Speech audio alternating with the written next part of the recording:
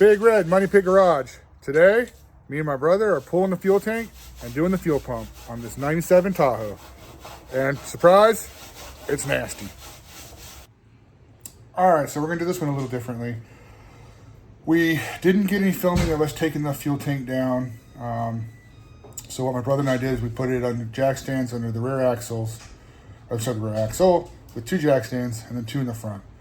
We crawled under there. There was 2 13s that hold the straps on, and that covers a metal tray and then the tank.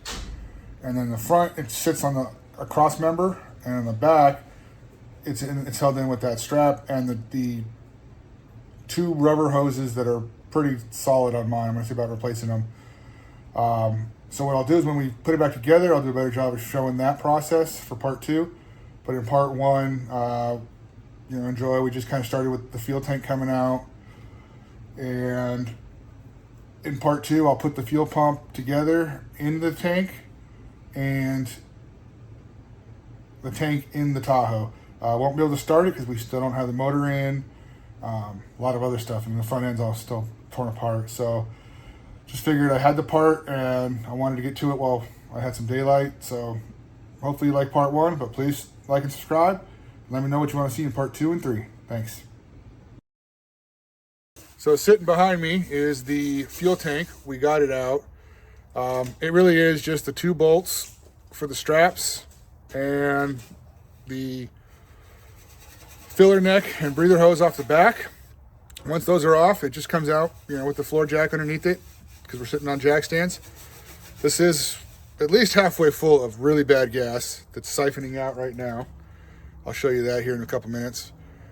But we're gonna dispose of that correctly and then buy a new fuel pump and hopefully new hose for the back because it's crusty and moldy, and get it going. All right, so there's my brother Cameron, and he is just lightly scuffing that up. We're gonna rebuild black or Rust-Oleum, one of the 2. It's the tray that goes under the fuel tank. Figured might as well. It's not bad, but clean it up while we're sitting here letting the fuel siphon out. Speaking of, there she is. I've never seen fuel that color or had that smell. That is pretty bad. The float and sock are still in there somewhere, so we're gonna clean out the tank once this is done. But we just now sit here and wait. There's the new pump ready to go in with the new seal. The old one just sitting here, disintegrated on. We're cleaning out the tank now to get all the last of the debris out of there, but phew, much better. Hopefully this one works. Better than that one. So we're just rinsing it out now. I'm gonna let the sun dry this thing. Clear, clean water coming out, meaning it should be done. All the old crap's out of there, hopefully.